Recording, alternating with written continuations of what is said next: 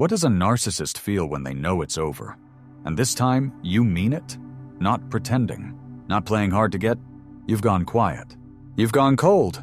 And most importantly, you've stopped caring. For the narcissist, your indifference is a death sentence.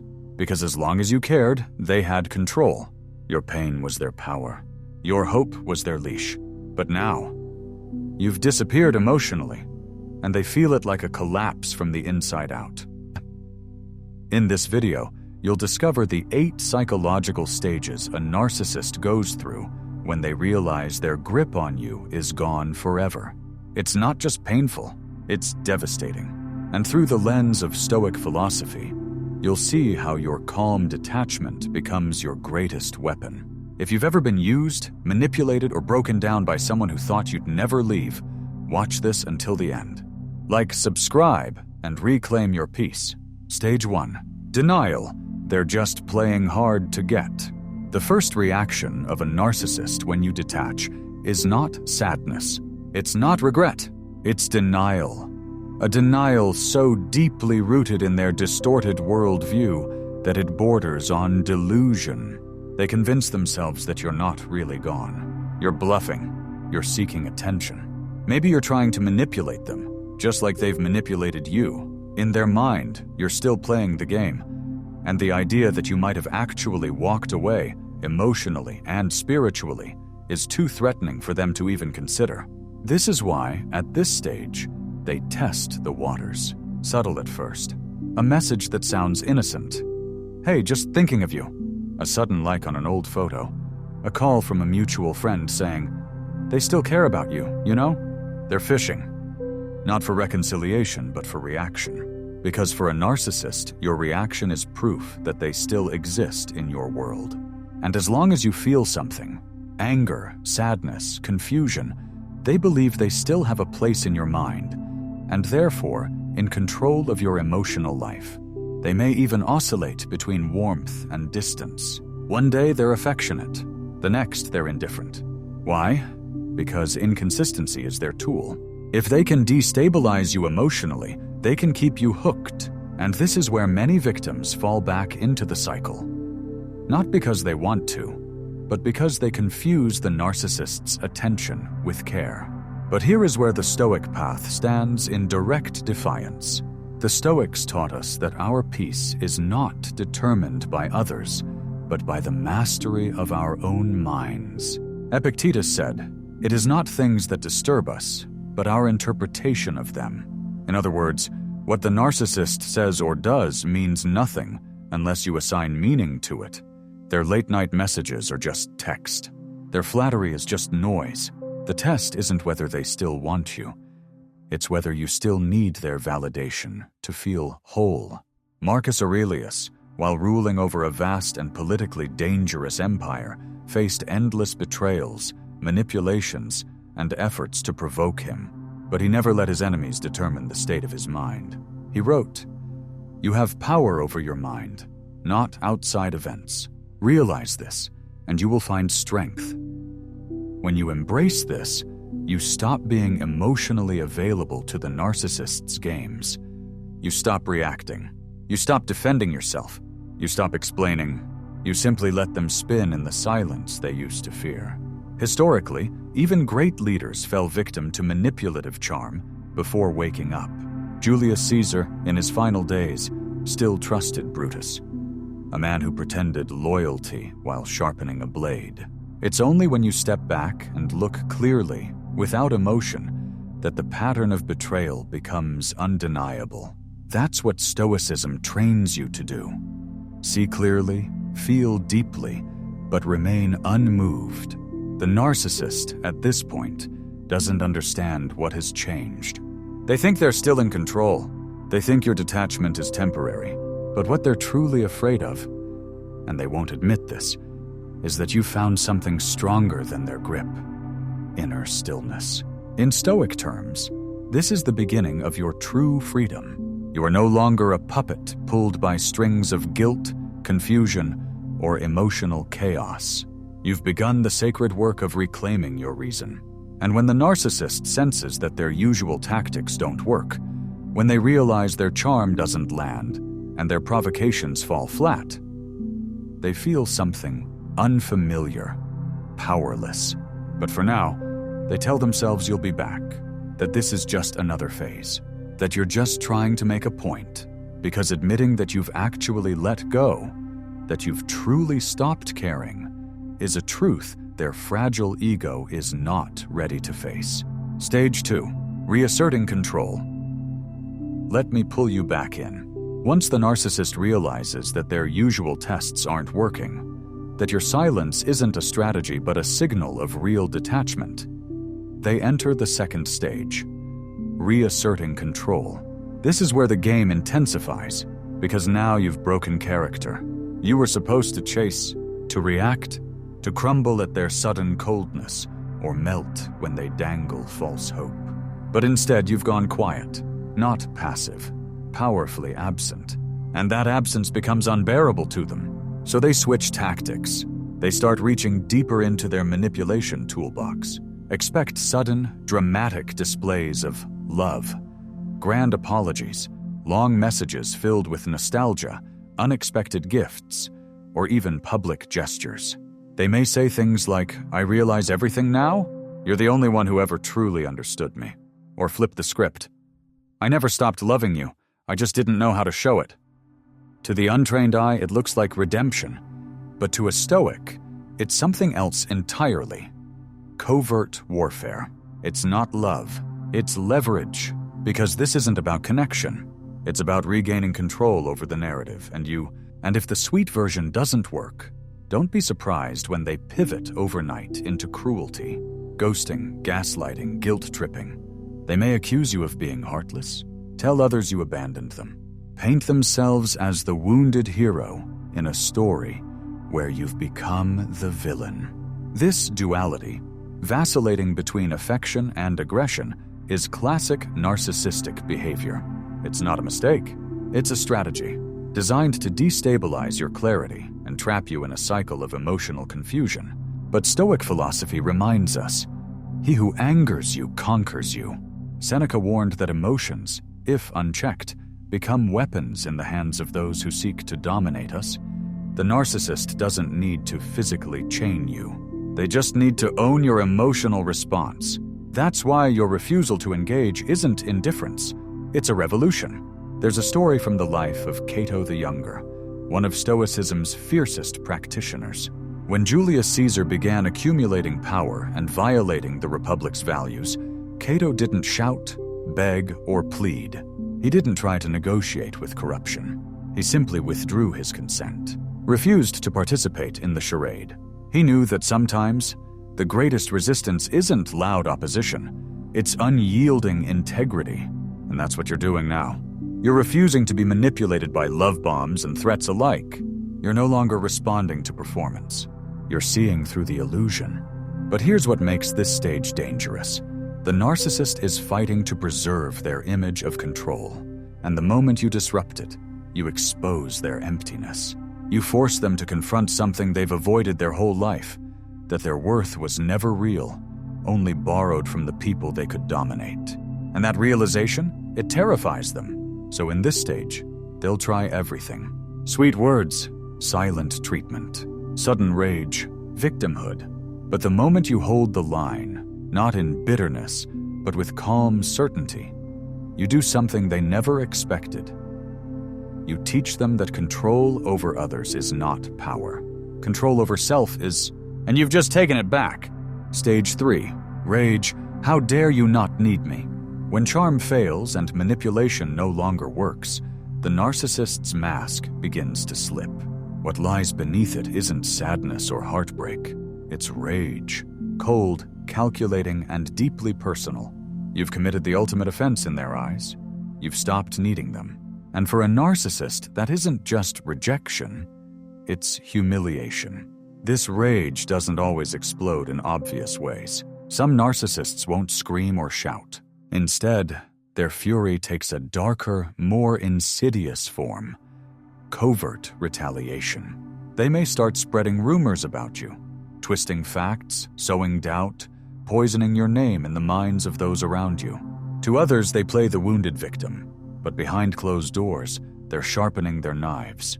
Their goal is simple: punish you for making them feel powerless. They might accuse you of being unstable, cold, or even abusive. Why? Because if they can't control your heart anymore, they'll try to control the narrative. And here's where it gets dangerous. This is the stage where many people begin to question themselves. Am I being too harsh? Am I really the bad one? That's exactly what they want. If they can't pull you back through affection, they'll drag you down through confusion and shame. But this is where the teachings of Stoicism become your anchor in the storm. Marcus Aurelius wrote, "The best revenge is to be unlike him who performed the injury." The narcissist wants you to react, to get angry, to fight back, to beg others to defend you. Because once you engage, they're back in control. But if you remain still, if you hold your dignity like a shield, they begin to implode under the weight of their own tactics. You see, their rage feeds on reaction. Your peace starves it. Seneca warned about the nature of anger, calling it a brief madness. He believed nothing is more important than maintaining composure in the face of provocation. Not for their sake, but for yours. Because if you allow their behavior to dictate your emotional state, you've handed them your inner citadel, the very fortress Stoicism teaches us to guard above all else. This is not just philosophy, it's psychological warfare. Take the example of Nelson Mandela. After 27 years in prison, many expected him to return with rage. Instead, he returned with resolve. He refused to let his captors define him. He understood that the highest form of strength is not revenge, but restraint. To look your enemy in the eye and remain unmoved is to show them you are no longer under their rule, externally or internally. This stage is the narcissist's tantrum, the unraveling of the illusion they built around themselves. And they'll claw for anything that gives them a sense of power again. But here's the truth they can't accept.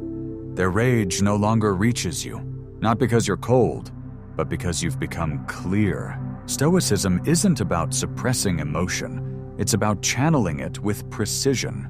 And when you no longer need them to see your worth, or the world to validate your side of the story, you become untouchable. Their anger will burn. Let it. But your soul, your still, disciplined, centered soul, remains intact. And in this silence, their fury meets its end. Stage 4. Rewriting the narrative. I'm the victim now. When the narcissist's rage fails to bring you back, and your silence becomes a wall they can't scale, they enter a new phase of psychological warfare. Rewriting the story. This is where they twist reality. Bend the truth. Retell the relationship not as a tale of their manipulation or your endurance, but as a tragedy where they were the misunderstood hero and you were the heartless villain. They don't just revise the story to feel better. They do it to survive. Because without control over your perception and everyone else's, they begin to unravel. Suddenly, the person who betrayed your trust is telling others you were emotionally unavailable. The one who mocked your pain is now claiming you abandoned them. They may weaponize your vulnerability, leaking private moments or using old messages out of context to paint a distorted picture. And they do this with conviction, because to a narcissist, belief is not grounded in truth. It's grounded in self-preservation. But here's what makes this stage especially insidious. They're not just trying to fool others. They're trying to fool themselves. They need to believe they were the one who gave everything and got nothing in return. That you were unstable. That you overreacted.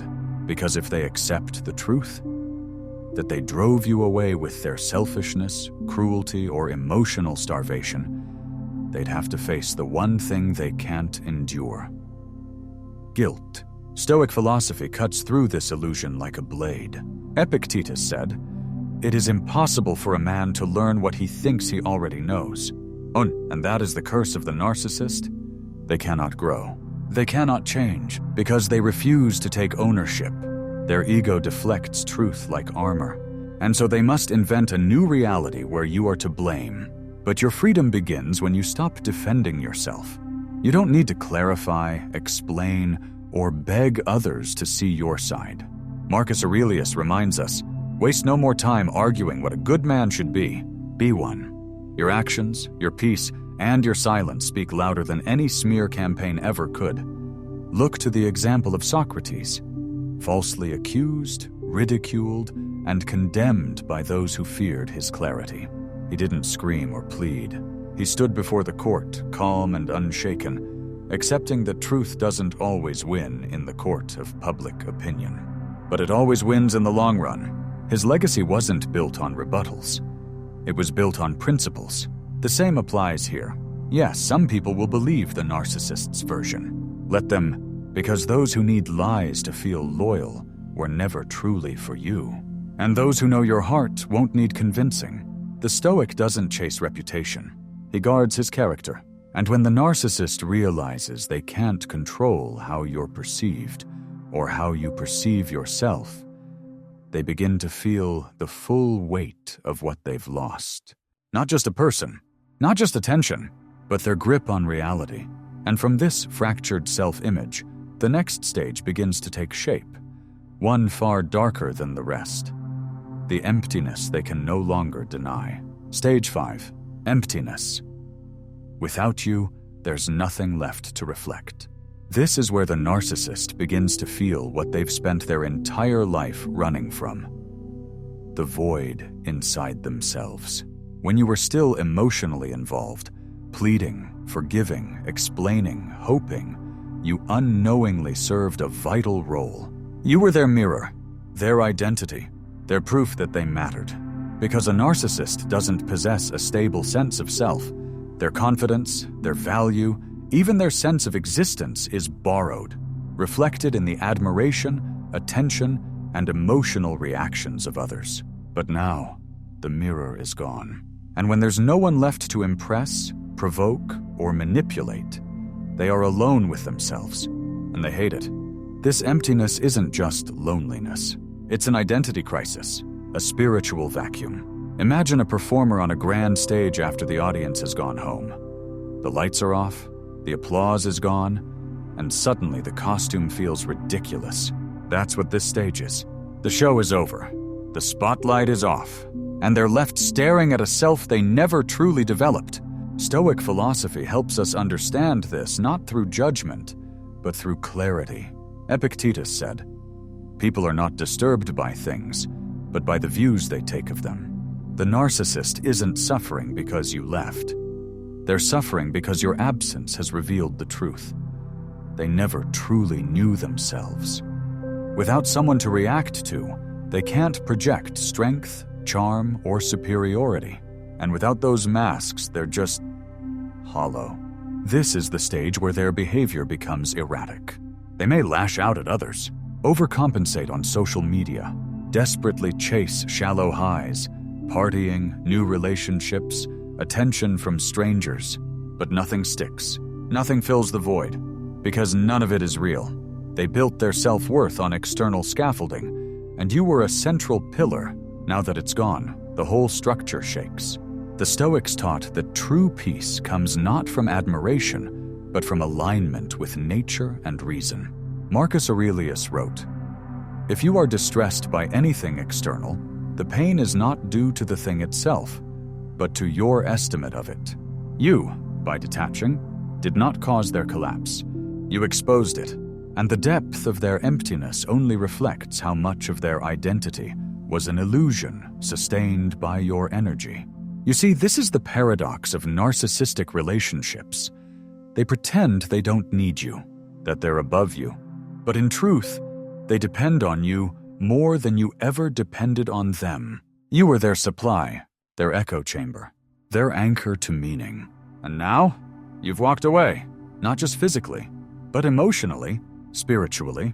You've reclaimed your inner life, and they're left with the silence, the terrifying silence that they once inflicted on you. But here's the part they don't understand, and probably never will. That emptiness they feel, it isn't punishment. It's an invitation to grow, to reflect, to finally become someone real.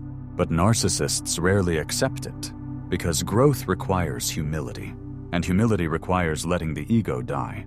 Instead, most will scramble for the next distraction, the next person to mirror them, the next supply, because anything is better than facing that vast, echoing hollowness within.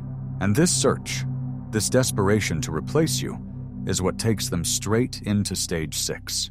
Stage 6, the search for a replacement. Anyone, just not the silence. The emptiness becomes unbearable. So the narcissist does what they've always done when the mask begins to crack. They hunt for someone new. But here's the painful irony. They're not searching for love. They're not even searching for connection. They're searching for a mirror. Someone to reflect admiration. Someone to orbit their ego. Someone to distract them from the crumbling ruins of their self-worth. They don't want you back, not the real you. They want your function, your emotional energy, your validation. They want the version of you who fed their fantasy of being powerful, desired, irreplaceable. And now that you're no longer available to play that role, they try to cast someone else.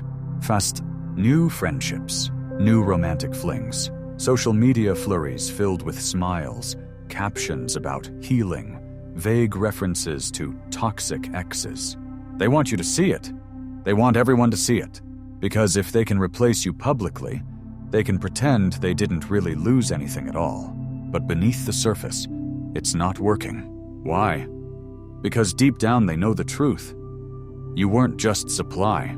You were someone who saw them, really saw them. And even if they twisted that connection, even if they abused your empathy, it was real. It meant something. And it's not easily replicated. Because what you gave came from authentic depth, not desperation. And this is where Stoic philosophy exposes the entire illusion. Seneca once said, "No man is crushed by misfortune unless he has first been deceived by prosperity." The narcissist is now being crushed, not by your absence, but by their false belief that they could always find another you, that people are interchangeable, that supply is infinite. But what they're learning is that they can't fake connection. They can't manufacture real intimacy. They can mimic it, pose with it, sleep beside it. But eventually, their new target begins to feel the same thing you once did. Something's missing. Something's off. There's charm, but no character. Passion, but no depth. Because people aren't mirrors. They're not tools. And even those who fall for the narcissist at first will begin to feel the vacuum behind the charisma. The emptiness trying to consume them. This endless search for a replacement becomes frantic. Desperate. Like someone trying to plug holes in a sinking ship. They may even try to circle back to you, as if nothing happened. As if time and trauma can be reset. But you know better now. You've stepped outside the cycle. You've begun to live, as Marcus Aurelius taught, in alignment with reason and nature.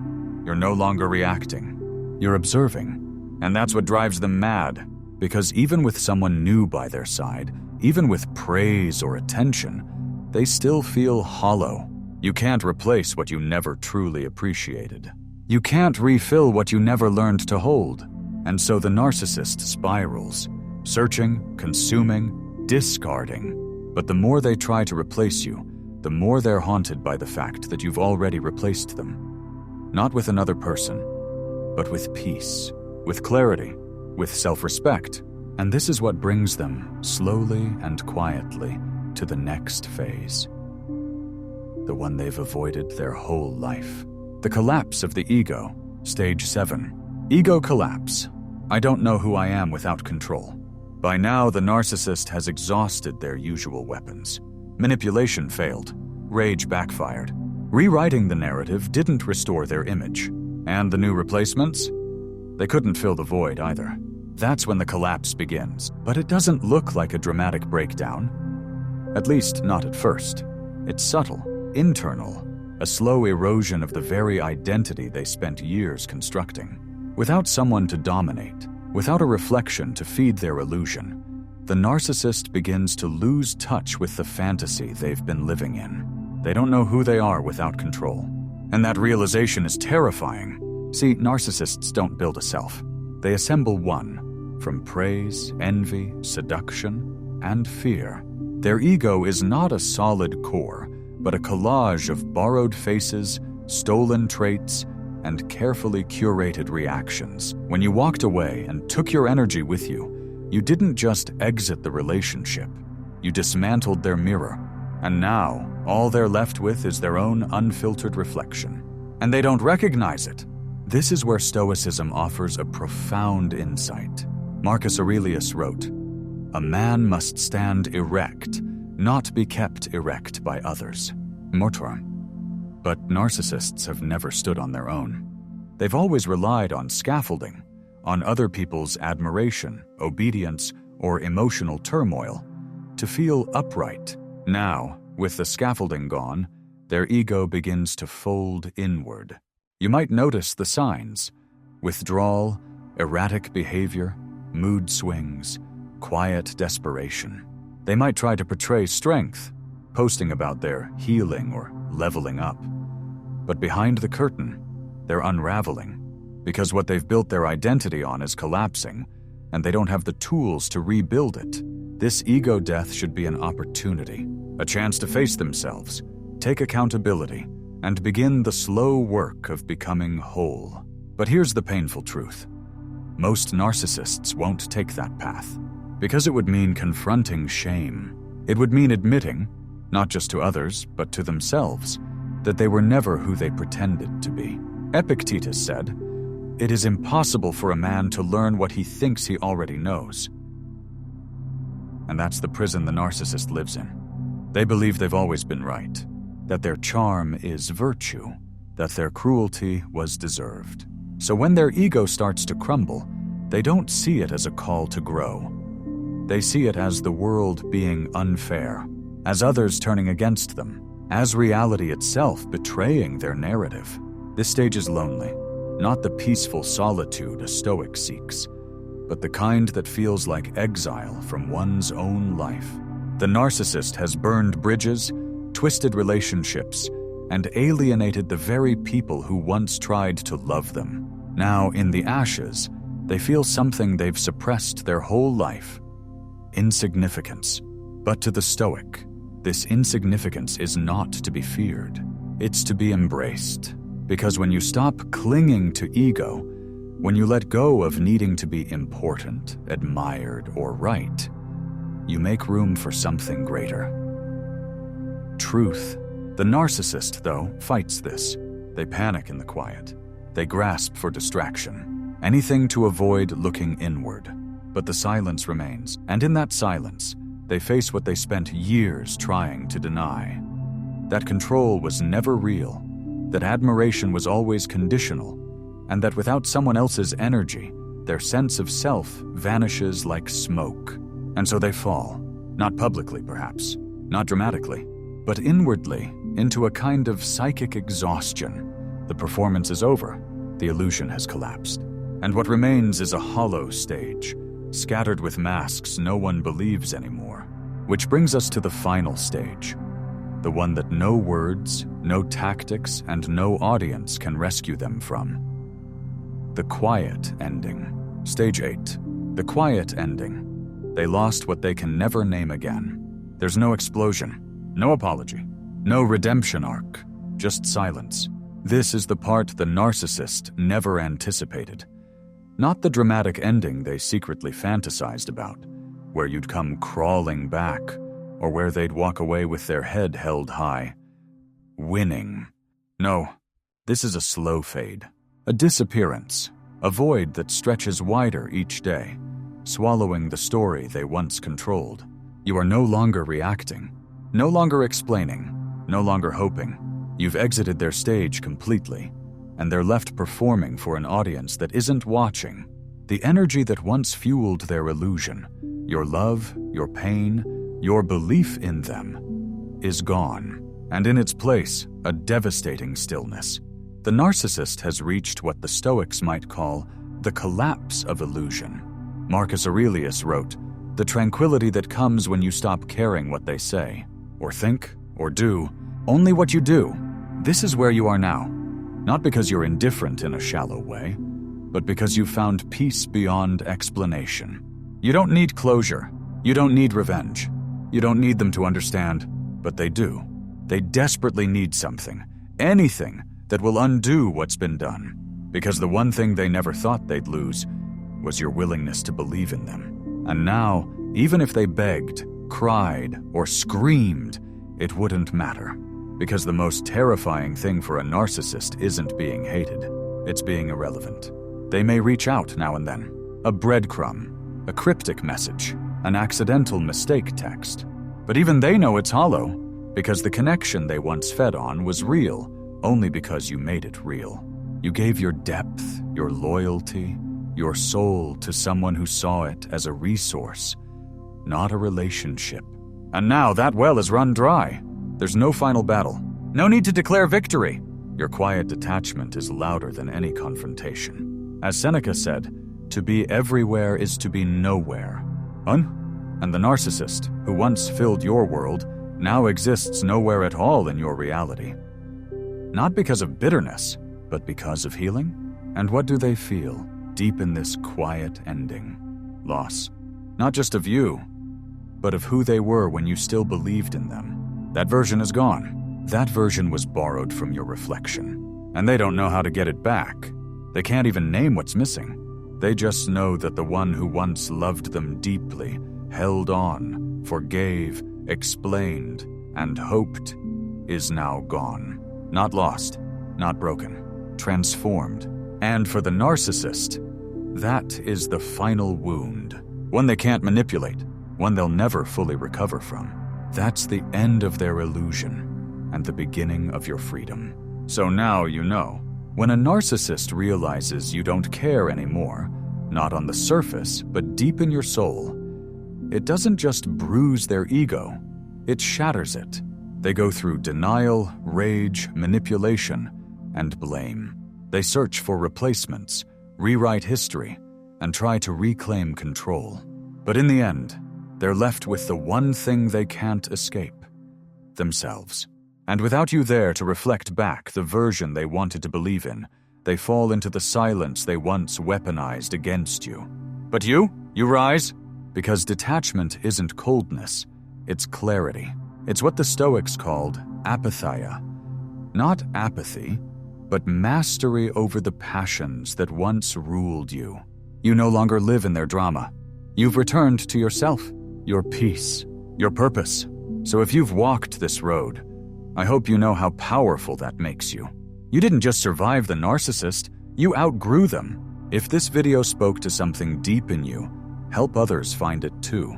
Like, subscribe and share it with someone who needs the strength to let go. And remember, your peace is your power.